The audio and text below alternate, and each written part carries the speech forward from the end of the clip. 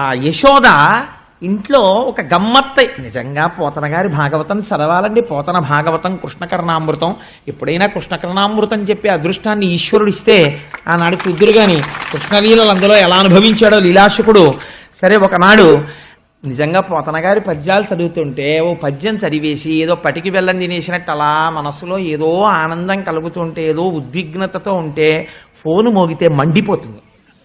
అందుకని చప్పుడు చేయకుండుమని జంకెయునర్చిన నల్గిపోవగా అప్పుడు బారసాచితన ఎర్మిలి విందులు వచ్చిరంచు నవ్వొప్పగ జీరు తల్లి దశ కొత్తిలి కృష్ణుడు రంతు సేయుచున్ ఎప్పటి వచ్చి చంగుడుచు నింపుల యన్ముల గంట మ్రోయగన్. ఆవిడ చక్కటి వడ్డాణం ఒకటి పెట్టి ఆ వడ్డాణానికి ఒక చిన్ని గంట కట్టింది. ఈయన ఎక్కడికి వెళ్ళినా ఆవు మెళ్ళలో గంట కట్టినట్టు టాంగ్ టాంగ్ టాంగ్ టాంగ్ మన చిన్ని గంట ఒకటి మోగుతుండేది. ఎందుకని? కొత్తగా వచ్చిన అడుగులు కదా, అడుగులు వేసుకుని ఎడుతుంటే ఇటు పక్కన చిన్న గంట, అది టింగ్ టింగ్ అంటుండేది. అమ్మకి సంతోషం, వీడు బలేరా గంటలు మోగించుకుంటూ తిరుగుతున్నాడు అనుకునేది. ఒక రోజున అమ్మ ఏదో పనిలో ఉంది, మంచి పనిలో ఉండగా గబగబా వచ్చి ఏదో ఆ కొండో ఏదో కింద పడేశాడు. కింద పడేస్తే కోపం వచ్చి చప్పుడు చేయకుండుమని జంకెయునొచ్చిన అలిగిపోవగా ఆ భుజం గట్టిగా పట్టుకుంది. బుద్ధుందా లేదా నీకు? ఎన్ని మాటలు చెప్పాను, గబగబా పరిగెత్తుకొచ్చేస్తావు, తగుదనమ్మా అని ఆ కుండలు అవి ముట్టుకుంటావు, చూడు ఎలా పడిపోయింది. నిన్ను రా అసలు కొట్టేద్దాం అనుకుంటాను కానీ చెయ్యి రావట్లేదు, నిన్ను చిత్తకొట్టేయాలి రే, పిక్క తిప్పేస్తారు ఇలా అంటోంది కానీ ఏమీ చేయలేదు. ఎంత చిత్రం అంటే అది ఆ అన్నమాచార్యుల వారు పరవశించిపోతారు. ఏమిటండి ఆ కీర్తన? ఆ అమ్మవారి ఆ కన్నుల చివర జలధి కన్యాపాంగలలితే క్షణములోన కలసి వెలుగుచునున్న తజ్జలంబితడు జలజాసనుని వదన జలది మధ్యమునందు అలరు వెలువడిన పరమామృతంబితడు ఈతడఖిలంబునకు ఈశ్వరుండై సకల లోకములతో పొలయువాడితడు అంటారు కదండి. అదే కదా. అలా ఆయన మహానుభావుడు, అమృత స్వరూపం, అమృత భాండమైన ఈ లోకములంతటా నిండి ఉన్నవాడు. ఇవాళ ఏమీ తెలియని గొల్లపిల్లవాడిలా యశోద పక్కన తిరుగుతున్నాడు.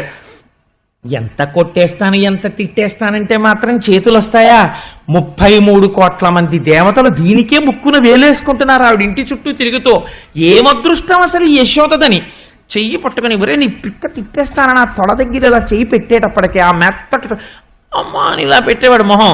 అనేటప్పటికీ ఆ మొహం చూసి, ఆ ఎరుపెక్కిపోయిన బుగ్గలు చూసి, ఆ వస్తున్న పైన 2 పళ్ళు కిందో 2 పళ్ళు, ఆ పళ్ళు చూసి అమ్మకి జాలేసేసి, ఈ మాట మళ్ళీ దగ్గరికి రా నీ పని చెప్తాను అనేటప్పటికి అంతే కోపం వచ్చేసింది. ఇప్పుడు కొత్తగా నడవడం ఒకటి వచ్చింది. ఎలా ప్రవర్తించేవాడంటేట అమ్మ ఇలా దెబ్బలాడగానే చప్పుడు చేయకుండుమని జంకెయునర్చిన అల్గిపోవగా టింగ్ టింగ్ టింగ్ టింగ్ అని గంట మోగుతూ ఫైర్ ఇంజన్ లాగా గంభీరంగా అడుగులు వేసేసుకుంటూ కోపం అనమాట అదంతా. ఇలా చేతులు వెనక్కి పెట్టేసుకుని గబగబా వెళ్ళిపోయి, నేను ఆడుకోను, నేను ఎక్కడికి వెళ్ళను, నేను నీ దగ్గరికి రాను, నేను ఇలాగే కూర్చుంటాను అని గొంతుకు కూర్చుని ఇలా కూర్చునేవాట. కూర్చుంటే ఎంతసేపు కూర్చుంటాడో చూస్తానని చెప్పి తన పని తను చేసుకుంటున్నట్టుగా ఇలా చూస్తుండేది. ఇలా కూర్చుని నన్ను పట్టించుకోవట్లేదని కోపం వచ్చేసి అని ఇంకా ఏడి చేయడానికి డొక్కలు ఎగరేసేస్తుండేవట. ఆ బుగ్గలు అదిరిపోతా. అమ్మ చూసి లేక పుట్టినవాడు చూడు ఎంత కోపం వచ్చేసిందో, ఈ మాట అన్నందుకు వెళ్ళిపోయి ఇలా ఓ మూల కూర్చుని ఇలా మూటి మీద వేలేసేసుకుని అంటున్నాడు అని పుట్టిన ఏం చూడనట్టుగా ఎంత వర్ణన చేశారండి.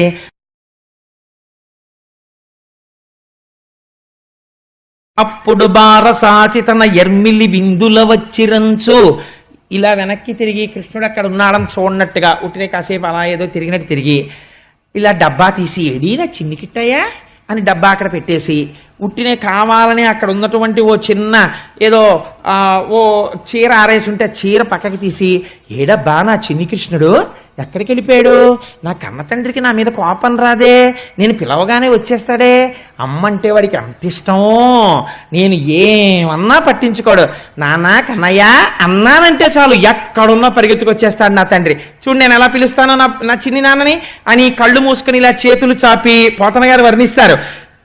అప్పుడు బారసాచితన ఎర్మిలి పరమ ప్రేమతో కళ్ళు మూసుకుని ఇలా చేతులు చాపి వచ్చేస్తున్నాడు వచ్చేస్తున్నాడు వచ్చేస్తున్నాడు చిన్ని గిట్టయ్య వచ్చేస్తున్నాడు చిన్ని గిట్టయ్య వచ్చేస్తున్నాడు అనేటప్పటికి ఆ మూల ఇలా కూర్చున్నవాడు ఇలా చేయి తీసేసి ఇలా నవ్వేసి పొంగిపోయి పరిగెత్తుకుంటూ టింగ్ టింగ్ టింగ్ టింగ్ టింగ్ టింగ్ వినపడిపోతుంది వచ్చేస్తున్నాడని వచ్చేసి అమ్మ 2 చేతుల్లో పడిపోయి అమ్మ వచ్చేసానమ్మా నీకన్నా ఆయన వచ్చేసాననేవాట. అనేటప్పటికీ నాకు తెలిసిన నువ్వు వచ్చేస్తామని పొంగిపోయి ఆ ఆనందంలో పాలు చేపుకొచ్చేసి ఒళ్ళో పడుకోబెట్టకని పాలు ఇచ్చేసేది. ఏమీ తెలియని వాళ్ళ పాలు తాగేసి అమ్మ వంకు ఇలా ఓ దొంగ చూపు చూసేసి సంతోషపడిపోయి టింగ్ టింగ్ అని గంట కొట్టుకుంటూ బయటికి వెళ్ళిపోయేవాడు.